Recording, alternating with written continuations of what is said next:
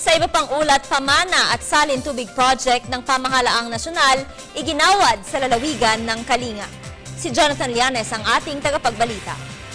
Umabot ng higit sa 7 milyong pisong pondo para sa patubig ang ipinamahagi ng pamahalaang nasyonal sa lalawigan ng Kalinga na magsisiguro sa sapat at malinis sa patubig sa mga kanayunan sabay sa isinagawang pagbisita ng Unity Gong sa nasabing lalawigan.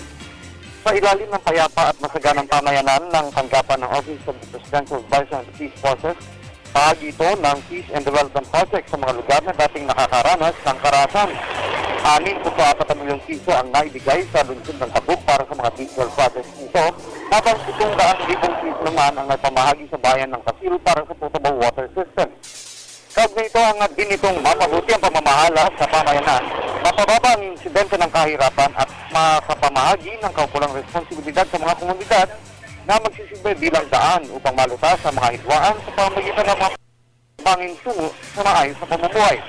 Kasalukuyan ngayon, pinabaybay ng Unity Gong ang lalawigan ng Cagayan na kusaan patungo ito sa Apayao bilang bahagi ng ika-4 na araw na pagdalakbay nito sa Regiong Cordillera.